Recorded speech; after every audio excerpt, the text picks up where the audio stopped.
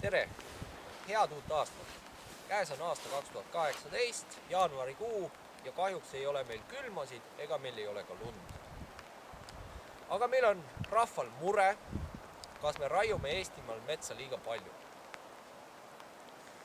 Minul isiklikult on mure oma kodupiirkonna pärast, sest antud lageraie on 4,3 hektarit. Vahepeal on üks väike noorendik ja seal on jälle lageraie, 2 hektariline. Üle tee samuti lageraie. Sealpool üks 6-aastane männi noorendik vahepeal, sealt tuleb jälle lageraie. Siis on 3-4 eraldust vahepeal, siis tuleb jälle lageraie. Ja need lageraied on tehtud kõik 1 aasta jooksul. Tekib tõsine mure, kus hakkavad elama loomad, linnud, samblikud, loomad ja kus mina hakkan seenel käima.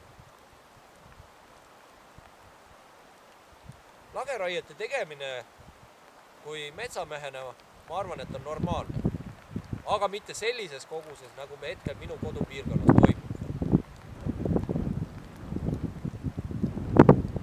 Ja mis veel naljakam, see 4,3 hektariline lank, mille peal ma seisan, ei ole isegi küps mets.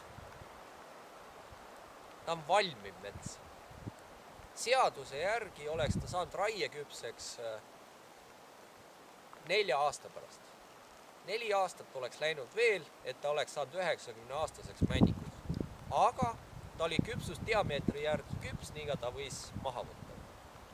Aga no RMK minu teada nagu väga ei raiu küpsusdiameetri järgi, aga ajad muutuvad. Ja sellest tulenevalt tekib küsimus, et kui me juba valmivat metsa raiume, lisaks ka küpset metsa, et kas meil jätkub seda ka 10 aasta pärast. Inimestel on tõsine mure, et kas meil on 10 aasta pärast metsa, valmivat metsa ja raieküpset metsa, ehk küpset metsa. Kui ma vaatan ümbruskonnas toimuvat, siis minu piirkonnas seda metsa ei ole. See on reaalne statistiline fakt, mida võib igaüks silmaga nähagi, kui siin ringi sõita. Lageraie lageraies kinni ja lageraiete aina suurenev intensiivsus näitab seda, et mets ei jõua kasvada peale. Paratamatult mets kasvab raieküpseks oma 60 aastat kase puhul. Mäini puhul 90 aastat. Jah, küpsusdiameetri järgi saab seal mõned aastad varem seda teha, aga see on meeletu aeg. Mõni inimene ei ela isegi 90 aastased. Aga miks me siis raiume niimoodi massiliselt?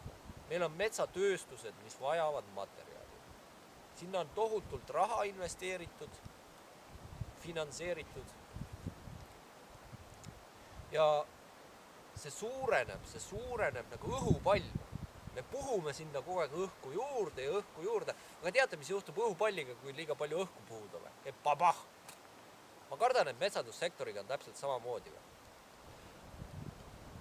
Aga nagu eestlastel ikka kombeks, on meil arusaam, et kui mina ei raiu, siis tuleb keegi teine raiub seal ära, et targem on ikka ise ära raiuda. No ütleme niimoodi, et tegelikult oleks meil vaja, et riik ütleks, et nüüd olete raiemahu täis raiunud, et rohkem ei raiu. Kuidagi tuleb see asi viia säästlikule tasemele. Ma olen rääkinud raiemeestega, kes avalikult muidugi ei ole nagu väga nõus rääkima sellest, aga nad ise ütlevad ka, et seda kvaliteetset raieküpset metsa jääb aina vähemaks. Nad saavad ise ka sellest aru ja nemad ise ütlevad ka, et saa Mati aru, et kui meie ei raiu, siis raiub keegi teine nii ehk naa. Et see on paratamatus. No, on täiesti ilmselge, et kui see metsandusfirma siin ei oleks raiunud, siis oleks mõni teine metsandusfirma tulnud ja selle raie siin ikkagi ära teinud. Ja sellest tulenevalt ongi vaja, et riik võtaks mingi kindla seisukoha, mingi väga tugeva seisukoha, 8 miljonit aastane väljaraie ja kõik on hästi. Aitäh kuulamast!